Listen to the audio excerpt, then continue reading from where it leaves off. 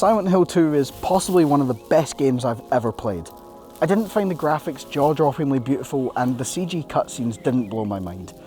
And I knew the twist towards the end simply from hearing about the game through word of mouth on YouTube.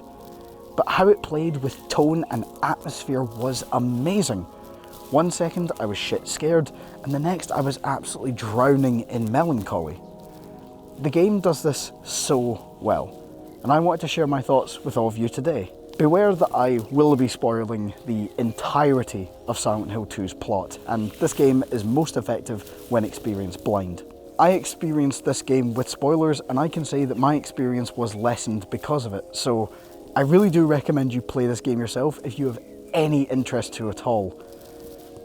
This video will also deal with heavy subjects like death, suicide and sexual abuse, so if you need to turn off the video at any point, feel free to do so. Final note, I played this game using the PC SX2 emulator with a widescreen patch, so there may be some graphical glitches. With all that preamble out of the way, welcome to Silent Hill, everyone.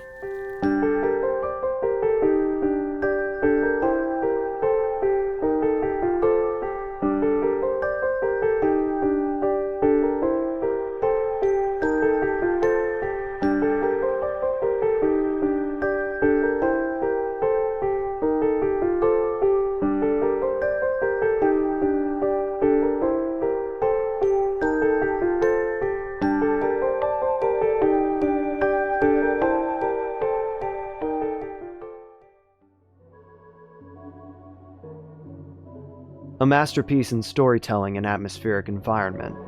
This game is every bit as great as everyone says it is, and Team Silent really did something special here. I don't like very much video games, but Silent Hill 2 is one of the best games that I've played. Those were two reviews written about Silent Hill 2, and after finally giving it a go for myself, after years of having it in the back of my mind, I'm inclined to agree with them. This game has sat for so long as I've played many other games over the last couple of years, but out of all of them I played, I think I enjoyed this one the most. The game of course isn't perfect, no work of art truly is, but this is definitely a standout from other games of its era, or even games nowadays. After I discovered my love for Resident Evil in 2020, I was curious to try out its competitor. The time I played this game was perfect. I'd just got back from a holiday where I spent 2 weeks away from all games, and when I got back I was kind of fatigued with Resident Evil. This was the perfect scenario for me to boot up Silent Hill 2 and Streamlabs OBS and stream my entire first playthrough of this game over the course of just over a week. These streams have been uploaded to my channel as my playthrough. The game was familiar, yet different.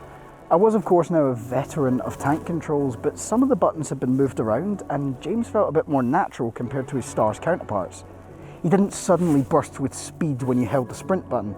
He accelerated, had momentum, came to a slow stop instead of just pausing mid-animation. The backgrounds had fixed camera angles, but at any time I could move it around or it would sweep through the environment on its own.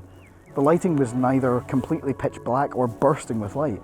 It was dark with real-time lighting from my torch, which meant to see something in the background, I had to point James in that direction. All of these small changes meant I was having to adjust as I played, but I didn't feel completely incompetent, just not as strong as usual, which could also be said about James as a character. We're so used to playing as characters that have their shit figured out.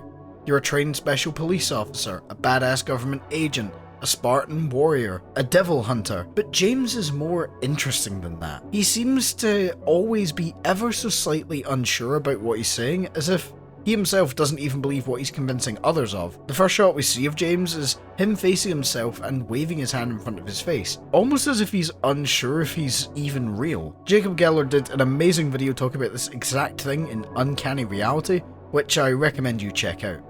One thing that separates the original 3 Silent Hill games from most others is their approach to difficulty. Are you great at the game's combat but not overly smart when it comes to puzzles? Well, Silent Hill has you covered with separate combat and puzzle difficulties. This is something that the later games would drop, but it makes the early games all the more different to anything else I've played. The game is separated into a few main areas, all within the town of Silent Hill, now with an increased level of realism after receiving quite the upgrade since we were last here. The graphics of this have aged amazingly.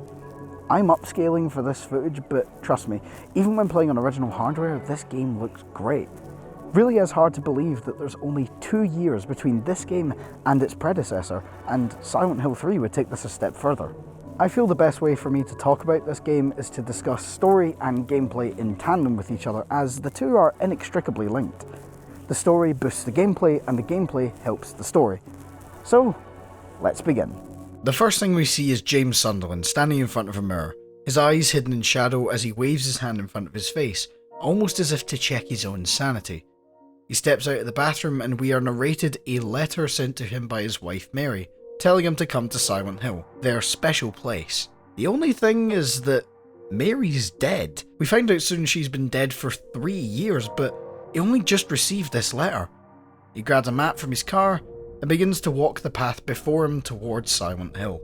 This opening is great. It builds the game's atmosphere and is already dropping hints that all may not be as it seems in this town. The walk is even better. It portrays the idea that Silent Hill is a desolate, isolated town in the middle of nowhere, only accessible by those drawn to it. We wander through the forest and noises can be heard through the fog, making the player tense as the imagination is left to run wild. This is something that Silent Hill 2 is amazing at, making the player's imagination do all the scaring for it. Silent Hill 2 on the PS2 could never be as terrifying visually as what players can imagine in their head, so instead of always showing us the horrors, SH2 likes to imply horror. There's many great studies about this phenomenon, the distinction between fear and terror.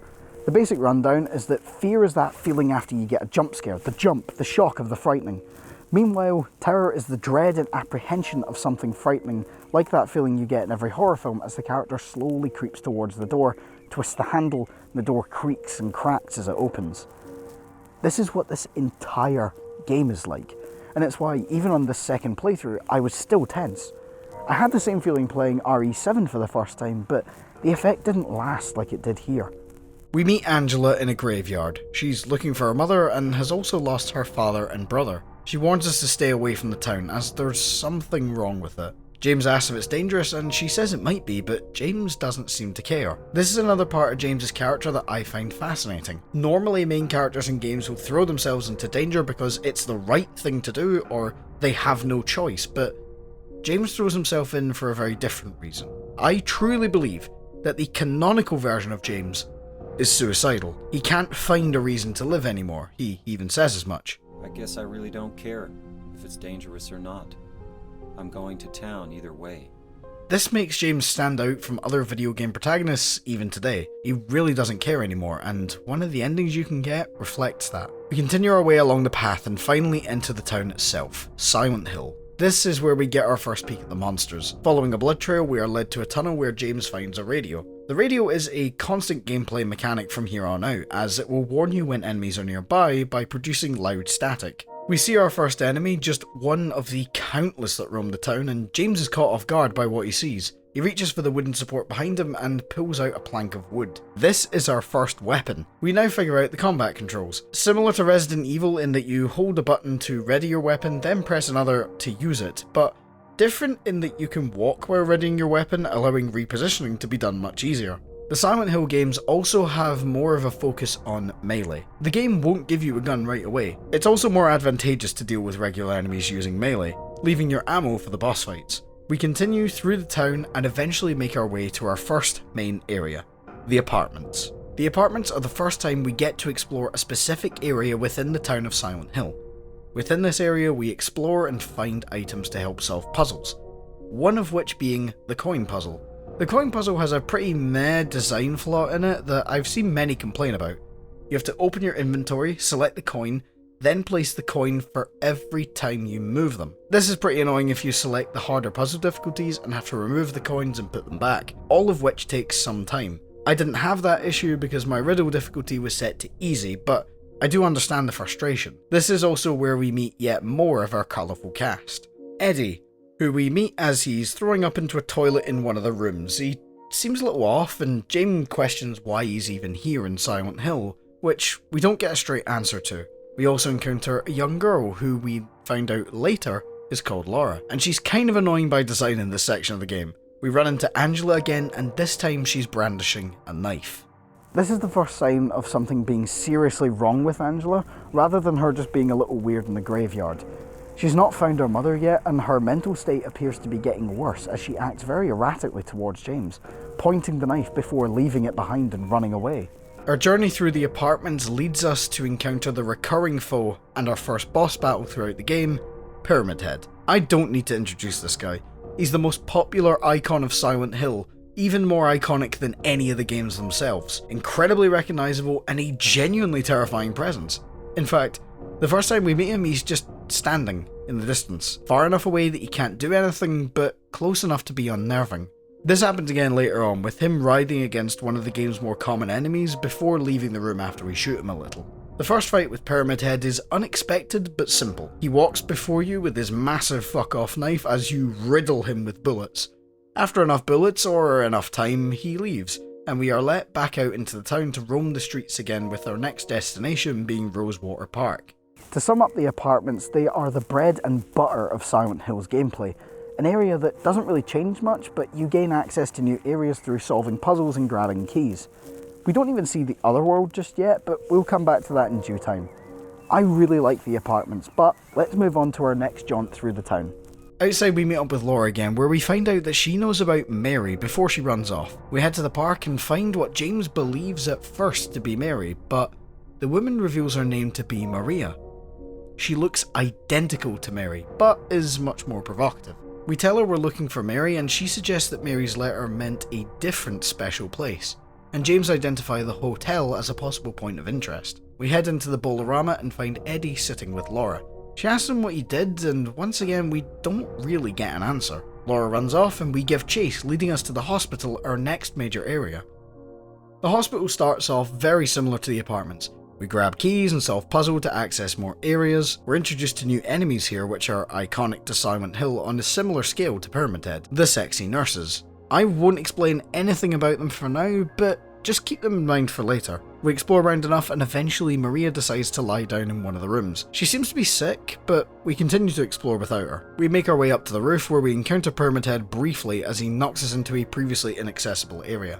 We soon find Laura and finally get to talk to her a little more. She tells us that she met Mary at the hospital last year, which James doesn't believe since Mary died 3 years ago. Laura tricks us into a kitchen and locks the door behind us, leading to our next boss fight. These legs dangling from the ceiling are pretty easy to take care of, since as long as you don't stand directly under them, they'll never actually get to hit you. It's at this point that we shift into the otherworld version of the hospital.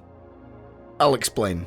Silent Hill has a concept of the other world, a more twisted, dilapidated, harsher version of the real world where some of the basic laws of reality don't apply, such as doors leading to places they shouldn't or impossible spaces that should overlap, but they don't. The reasons for this manifesting are different depending on the game, but it's always represented with a siren noise. We investigate the other world until we go to push a shelf and Maria suddenly bursts into the room. This is the most abrupt shift from in-game cinematics to CG cutscene in the whole game, and the first time it happens. It's genuinely unnerving. This is also when Maria starts to emasculate James more. She shouts at him for his reaction to her sudden appearance and later makes fun of him for not being able to open a fridge, which, seriously mate, come on. We explore some more, and when we enter the elevator, we get a weird fucking quiz show that goes on for way too long, and it's such a drastic tone shift, but not in a good way. Even the characters are wondering what the fuck is going on. The hospital section ends with James and Maria being chased by Pyramid Head down a series of corridors. James makes it into the elevator at the end, but Maria is murdered, leaving James on his own again. This is what I was talking about earlier when I said I was shit scared, then drowning in melancholy. The chase had my heart pumping with adrenaline, and then the scene afterwards left me rather empty. The music here is great. I've neglected to talk about it until now, but there's no better time than in this scene. The music was composed by Akira Yamaoka and is available everywhere. The music is composed with a lot of drones and melancholic piano. It makes the music tense even in the most calm situations, since you feel like anything could be around the next corner. Theme of Laura and Promise are probably the most famous on the soundtrack.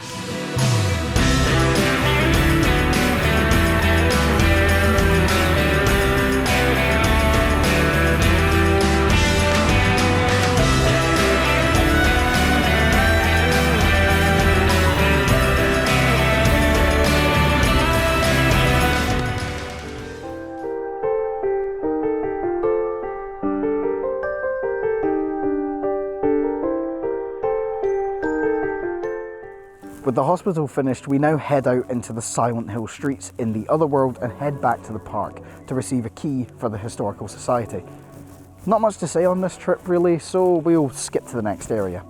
The Historical Society is the first in a series of areas that all lead into one another perfectly. There's a painting of pyramid heads that hints at what his possible reason for existing is, but again, that's for later. It's also home to one of the best moments in the game, the staircase. This whole walk takes 2 minutes and 10 seconds if you just walk like I did. The whole staircase is actually rendered out in real time all at once, unlike similar infinite feeling staircases like Mario 64. Once again, Jacob Geller did a video where he covers this and similar spaces like it. This is where we start dropping down holes. These are some of the impossible spaces I talked about earlier. There's also the beetle room. The beetle room is not that nice. Your light goes out and then when you turn it back on, there's beetles. Not that scary to be honest. We drop down another hole into our next location, the prison. A cutscene immediately plays where we see Eddie sitting on the ground with a revolver and a dead body next to him. Eddie is now more unhinged, but we've still not quite figured out why he's in Silent Hill just yet. Also, this cutscene keeps switching between CG and in-game rendering to a jarring degree. It switches 4 times in a very short period. The prison is a pretty creepy location. The idea of an abandoned prison once full of the worst people on Earth now lying desolate with echoes of previous inhabitants being heard in the background. Combine this with the rundown look of the place and it's the area that had me the most on edge even while going through it for this review. We gain a new weapon here, a hunting rifle, which we won't use like our other guns unless it's a boss fight. We search around for 3 tablets to put into the gallows. Once we've grabbed all 3, we make our way to the gallows, and the noises from this room actually made the hairs on the back of my neck stand up, and I wanted out of that room as soon as possible.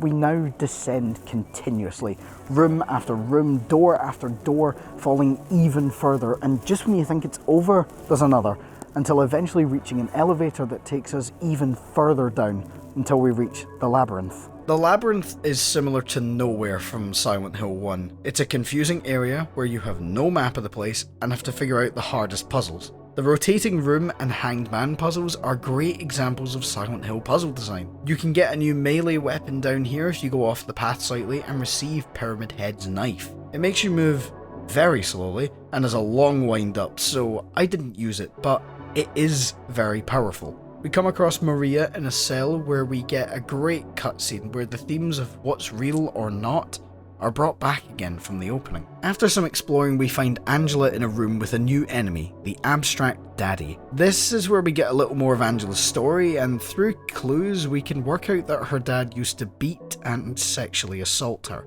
This has driven her to the point of suicide, as we've seen earlier, as she struggles to deal with the trauma of this event. She believes this is what James wants to do as well, and despite his protests, she gets angry and storms out of the room.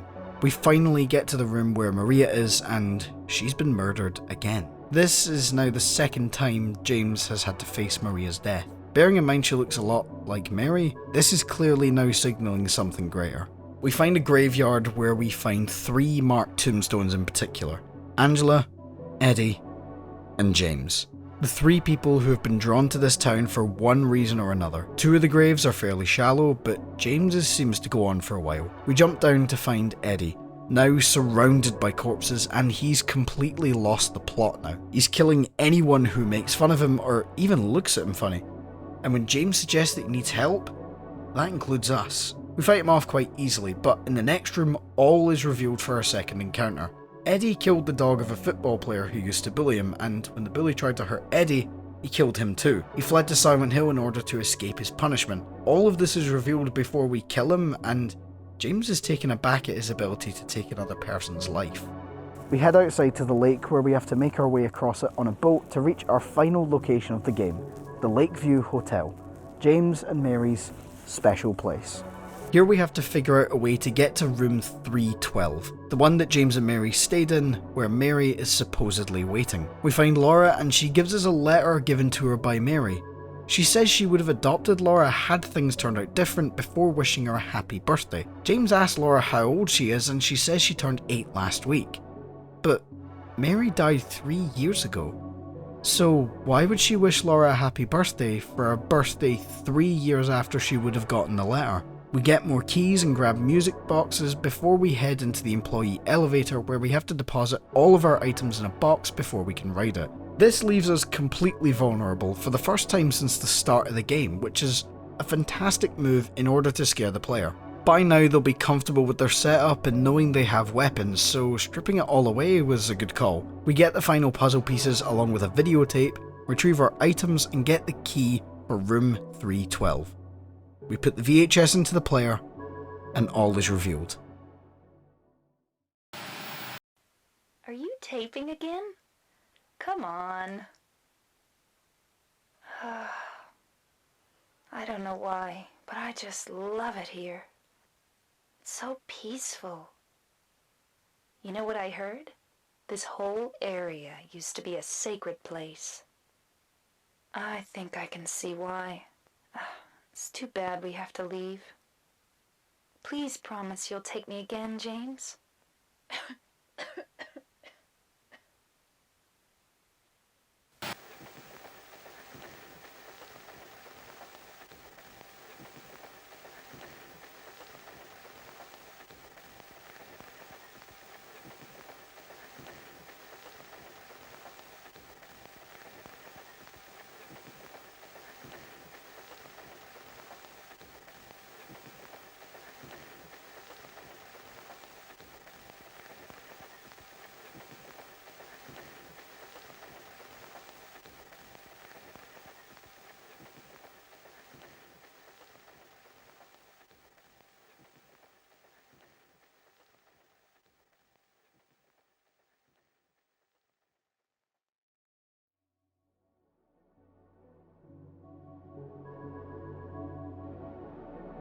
James murdered Mary. She didn't die 3 years ago. She died last week. James, after being frustrated with Mary's mood swings and the lack of romance in the relationship, decided to kill her, and has been brought to Silent Hill as a form of self-judgment to atone for his sins. This is why the nurses in the hospital are sexily dressed, and why many of the enemies have sexual designs. It's James's frustrations being manifested by the powers of the town. And Maria is to taunt him with an ideal version of his late wife, one who is sexy and confident and not ill. But her being murdered is just keeping her out of James's reach, frustrating him even more. Now the hotel shifts into the otherworld form. All goes dark and damp and the mood is somber. We find Angela for the final time, and this is the first time we see two otherworlds cross over one another. James's is damp, but Angela's is burning. She mistakes us for her mother before the two talk about Angela's backstory. It's honestly one of the best written in any game I've ever seen, and tackles the subject matter in a very mature way. She climbs the stairs of the hotel, leaving her fate uncertain, but it's likely that she didn't survive. We finally come to our full explanation. We have to fight two Pyramid Heads. They kill Maria one last time, and James admits that he needed the Pyramid Head to act as a judge because he couldn't do it himself. This is why Pyramid Head was trying to kill us, in order to make James pay for the sins he wasn't admitting to. But now that he's accepted what he did, he doesn't need Pyramid Head anymore. After defeating them, we head to the final boss, Mary, but a weird Silent Hill monster version of Mary that tries to kill us. After defeating her, we get our ending. There are many endings you can achieve in Silent Hill. On a first playthrough, you can achieve one of three: Leave, Maria, or In Water. On this playthrough, I got the Maria ending, where James doesn't fully accept what he's done and leaves Silent Hill with Maria. As they leave, she starts to cough, hinting that this relationship will end the same way as his last one, and James will have to repeat the same cycle again until he learns his lesson. The Leave ending has James leave with Laura and adopt her, living a life with Minnie again after atoning for his sins of killing Mary. The In Water ending is the most depressing of all. James can't come to terms with what he did and decides that the only way to make up for what he's done is to take his own life. After completing the game, other endings become available in New Game Plus, like the dog ending, where it's revealed that the entire game was orchestrated by a dog. Nothing more to say, this ending is great.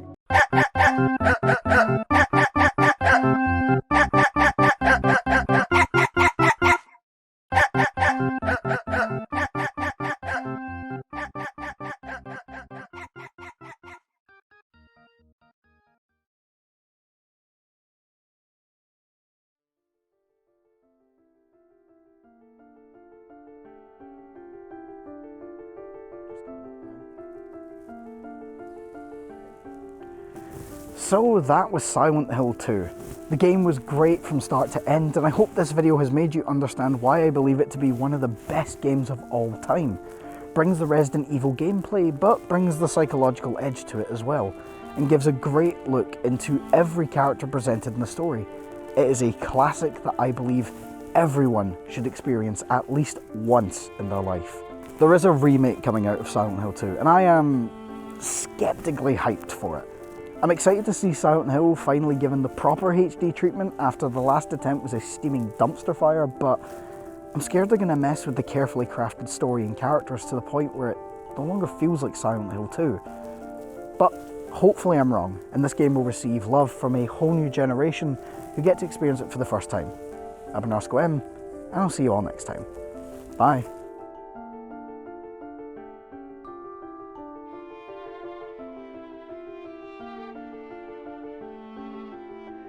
Hi everyone, this is Roscoe M. After this video has been edited, I want to thank you all for watching my review of Silent Hill 2. This one's been a long time coming. I promised a review when I played it for the first time about a year ago, I think. And it's just taken me a while to get round to it, but I really hope that you all enjoyed what eventually became of the Silent Hill 2 review. I had fun making it. I know that there was a lot of crackling in the on-camera parts, but I forgot to check that on the day that we were filming, and I only noticed it when I got back and I started editing, so I've tried to cut it out, and I've cut out as much as I can, but unfortunately that crackling is kind of there, just from the mic rubbing up against my clothes. We went an hour away from my house to film that section, me and the Imperial Academy, so I'll leave his link in the description. I also want to thank fellow YouTuber Monoscore and one of my viewers HamTV12 for doing those voice lines in like way at the start of the video for the reviews. I asked them to do it super last minute, like basically when I was editing that part, and they got back to me really quickly and had the lines to me so fast, and the takes were amazing. So their links are also down below. I'm also going to leave Monoscore's Twitch as well, because he streams a fair bit. But yeah, I've really enjoyed this video and enjoyed making it and stuff, and if you enjoyed watching it, please let me know by liking, subscribing, all that good stuff. It really means a lot that you take your time out of your day to watch my stuff. So, anyway, I'll leave you be. I've been Roscoe M, and I'll see you guys next time. Bye.